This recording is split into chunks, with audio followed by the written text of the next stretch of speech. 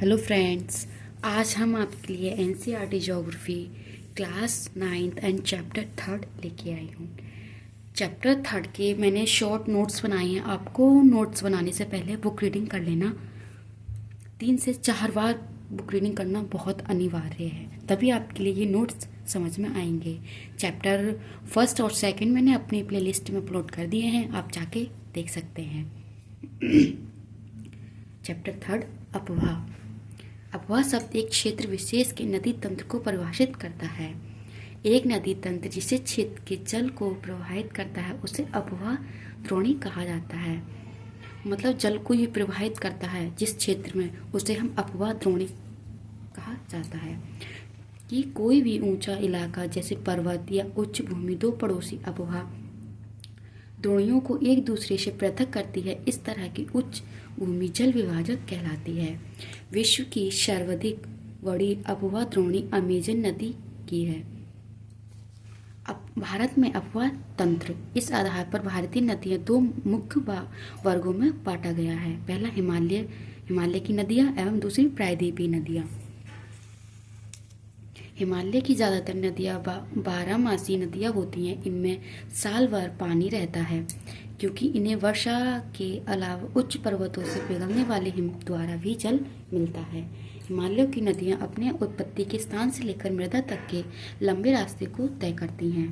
मतलब ये साल भर बहती हैं और ये जो वर्षा पिघलती है ये कभी बंद नहीं होती। वर्षा पिघलती वो भी पानी बहकर आता है। हिमालय नदियाँ सिंधु, गंगा और ब्रह्मपुत्र हिमालय से उद्गम होने वाली प्रमुख नदियां हैं। ये नदियां लंबी हैं। किसी नदी एवं उसकी सहायक नदी को नदी तंत्र कहते हैं। उसकी जो आसपास की नदियां होती हैं उसे हम सहायक नदियां कहते हैं। सिंधु नदी तंत्र। सिंधु नदी तंत्र। सिंधु नदी मानसरोवर झील के निकट तिब्बत से निकलती है। पश्चिम की तरफ बहती हुई ये नदी भारत में लद्दाख से प्रवेश कर यह एक अति खूबसूरत दर्शनीय गार्ज का निर्माण करती है। भारत के जम्मू कश्मीर, हिमाचल तथा पंजाब में एवं बाकी भाग पाकिस्तान में स्थित है। 2900 वर्ग किलोमीटर लंबे सिंधु नदी संसार की लंबी एवं नदियों में से एक है।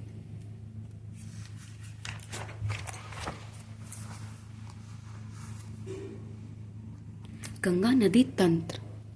गंगा की प्रमुख धारा भागीरथी गंगोत्री हिमानी से निकलती है और अलकनंदा उत्तराखंड के देवप्रयाग में इससे मिलती है। हरिद्वार के निकट गंगा पर्वतीय हिस्से को छोड़कर मैदानी भाग में प्रवेश कर जाती है। हिमालय से निकलने वाली अनेक नदियां आकार में गंगा में मिलती हैं। इनमें से कुछ प्रमुख नदियां यमुना, गागर, गंडक तथा कोसी। यमुना का उद्गम हिमालय की यमुनोत्री से होती है। गागर, गंडक तथा कोसी का उद्गम नेपाल हिमालय से होता है। बाएं तथा दाहिनी किनारे की सहायक नदियों के जल से परिपूर्ण होकर गंगा पूर्व दिशा में पश्चिम बंगाल के फकाका तक प्रवाहित होती हैं। ये गंगा डेल्टा का सर्वाधिक उत्तरी बिंदु है। ये नदी दो भागों में विभाजित हो जाता है। पहला भागीरथी हुगली जो इसकी वितरिका है, दक्षिण की ओर से प्रवाहित होती है तथा डेल्टा के मैदान में से होती हुई बंगाल की खाड़ी में गिर जाती है। सिंधु जल समझौते सिंध के अनुच्छेद 1960 के अनुसार भारत इस नदी प्रक्रम के संपूर्ण जल का मात्र 20% जल इस्तेमाल कर सकते हैं। इस जल का उपयोग हम पश्चिम हरियाणा, राजस्थान के दक्षिण पश्चिम भाग में सिंचाई हेतु काम करते हैं। मतलब हम अपने खेतों में पानी लगाने का काम कर सकते हैं। मुख्य धारा दक्षिण की तरफ बहती हुई बंगाल देश में प्रवेश करती है एवं ब्रह्मपुत्र नदी इससे होकर मिल जाती है। आखिरी चरण में गंगा और ब्रह्मपुत्र समुद्र में विलीन होने से पूर्व मेघना के नाम से जानी जाती हैं। इन नदियों से निर्मित डेल्टा सुंदरवन डेल्टा कहलाता है। सुंदरवन डेल्टा का नाम वह उगने वाले सुंदरी पादप से लिया गया है। सुंदरवन डेल्टा संसार का सबसे बड़ा एवं तेजी से वृद्धि करने वाला डेल्टा है। ये रॉयल बंगाल टाइगर भी पाए जाते हैं। मतलब यहाँ के जो टाइगर हैं उस सुंदरवन डेल्टा से प्रसिद्ध है। और यहाँ पे सुंदरवन डेल्टा का नाम सुंदरी पादपों से रखा गया है। गंगा की लंबाई 2.50 हजार वर्ग किलोमीटर से ज़्यादा है। आंवला नगर सिंधु एवं गंगा नदी तंत्र के मध्य जल विभाजन पर स्थित है। आंवला से सुंदरवन तक मैदान की लंबाई 1800 किलोमीटर है। ब्रह्मपुत्र नदी तंत्र। ब्रह्मपुत्र नदी तिब्बत की मानसरोवर झील के पूर्व एवं सिंधु तथा सतलज के स्रोत के बहते बहुत नजदीक से निकलती है। नामचा वारवा शिखर 7,757 मीटर के निकट पहुंचकर ये अंग्रेजी यू आकार जैसे मोड़ बनाकर भारत के अरुणाचल प्रदेश में गार्ज के माध्यम से प्रवेश करती है। ये देहांग कहलाती है। देहांग, लोहिता, केनुला एवं अन्य सहायता नदी इससे मिलकर आसाम में ब्रह्मपुत्र का निर्माण करती हैं। ब्रह्मपुत्र तिब्बत में शांगपो एवं बंगाल में जमुना कहलाती है। तिब्बत एक शीत एवं शुष्क क्षेत्र है, अतः ये इस नदी में जल एवं सिल्ट की मात्रा बहुत कम होती है।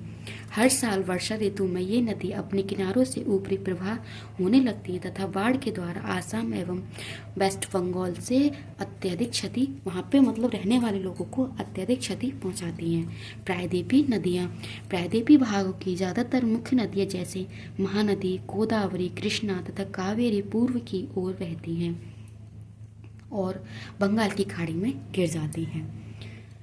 प्रायद्वीपीय नदी नर्मदा एवं तापी दो ही बड़ी नदियां हैं जो पश्चिम की ओर प्रवाहित होती हैं।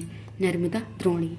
नर्मदा का उद्गम स्थल मध्य प्रदेश में अमरकंटक पहाड़ी के नज़दीक है। ये पश्चिम की तरफ एवं भ्रंश घाटी में बहती है। ये हमारी नर्मदा और ये अमरकंटक से होते हुए हमारी भ्रंश घाटी में बहती है।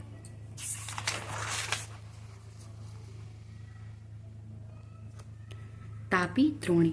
तापी मध्य प्रदेश के बेतुला जिले के सतपुड़ा की श्रृंखलाओं से निकलती है। ये भी नर्मदा के समांतर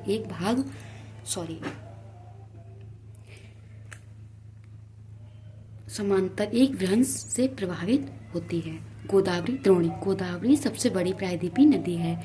इसका उद्गम महाराष्ट्र के नासिक जिले में पश्चिम घाट की ढाल से होता है। महानदी द्रोणी। महानदी छत्तीसगढ़ के उच्च भूमि से निकलती है तथा उड़ीसा से प्रवाहित होती हुए बंगाल की खाड़ी में गिरती है। इस नदी की लंबाई 8,60 किलोमीटर है। कृष्णा द्रोणी। महाराष्ट्र के पश्चिम घाट में महाबलेश्वर के नजदीक एक स्रोत से निकलकर कृष्णा तकरीबन 1,400 किलोमीटर बहकर बंगाल की खाड़ी में गिर जाती है। कावेरी द्रोणी। कावेरी का उद्गम पश्चिम घाट के ब्रह्मगिरी श्रृंखला से होता है और तमिलनाडु में कुंडलर की दक्षिण में बंगाल की खाड़ी में गिरता है और लंबाई 760 किलोमीटर है। भारत में दूसरा सर्वाधिक बड़ा जलप्रपात कावेरी नदी बनाती है। ये विश्व सुंदरम कहलाती है। ये प्रपात मसूर, बंगाल तथा कोलार स्वर्ण इलाके की बिजली प्रदान करती है। मतलब ये इन इलाकों को बिजली प्रदान करती है। पृथ्वी के धरातल का लगभग 71% भाग जल से ढका है, परंतु इसका 97% जल लवणीय है। झीलें। कश्मीर घाटी और प्रसिद्ध डल झील नाम वाले घेरे तथा शिकारों के नाम से सुना होगा। पृथ्वी की सतह से गर्द गति वाले दूसरे हिस्से में जहाँ जल जमा हो जाता है उसे झील कहते हैं। मतलब जैसे कि गाद हो जाता है, एक जगह जमा इकट्ठा हो जाता है, वहाँ से पानी अलग नहीं जाता, उसे हम झील कहते हैं। केवल 3% का लगभग 71% भाग जल से ढका है, परंतु इसका 97% जल लवणीय है। बड़े आकार वाली झीलों को समुद्र कहा जाता है, जिससे कैस्पियन सागर, मृत तथा अरल सागर भी कहते हैं। राजस्थान की सांभर झील जो एक लवण जल वाली झील है, इसके जल का इस्तेमाल नमक के लवणीय हेतु किया जाता है, निर्माण के लिए किया जाता है। जम्मू कश्मीर की बुलर झील भूगर्भीय क्रियाओं से निर्मित है। भारत की सबसे बड़ी मीठे पानी वाली प्राकृतिक झील जैसे डल झील, भीमताल झील, नैनीताल, लोकटका एवं बड़ा पानी कुछ दूसरे मीठे पानी की झील हैं। झीलें मानव के लिए अत्यधिक फायदेमंद होती हैं। जैसे कि फर्स्ट पॉइंट, एक झील नदी के बहाव को सुचारू बनाने में सहायक होती है। दूसरी, अत्यधिक वर्षा के दौरान ये बाढ़ को रोकती है तथा सूखे के मौसम में ये जल के बहाव को संतुलित करने में मदद करती है। झील का इस्तेमाल जल विद्युत पैदा करने में भी किया जा सकता है और जलीय पारितंत्र को संतुलित रखती है। ये हमारे फ़ायदा पहुंचाती हैं हमारे लिए। झीलों की प्राकृतिक सुंदरता व पर्यटन में वृद्धि करती हैं और मनोरंजन प्रदान करती हैं। नदियों की आवश्यकता में योगदान कुछ पॉइंट ऊपर लिखे हैं, जैसे कि ये वाले हमारी आवश्यकता एवं मनोरंजन का कार्य करती हैं। नदी प्रदूषण बहते हुए औद्योगिकरण एवं शहरीकरण के चलते ऐसे संभव नहीं हो पाता है कि कई नदियां व प्रदूषण का स्तर बढ़ता जाता है। फ्रेंड्स, आप सभी को नोट्स कैसे लगे कमेंट सेक्शन में बताना। वीडियो को ज़्यादा से ज़्यादा लाइक करना, शेयर करना एंड सब्सक्राइब करना मत भूलना। एक बार आप शुरू से देख लीजिए ताकि आपको नोट्स बनाने में दिक्कत ना हो।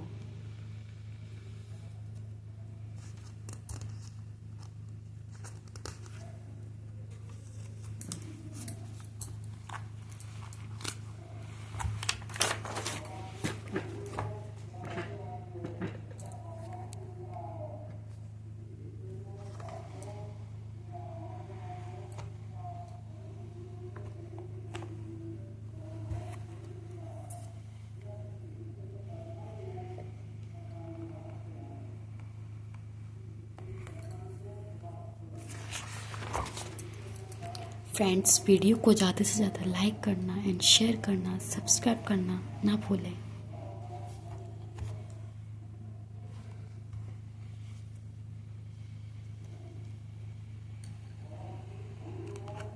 Thank you.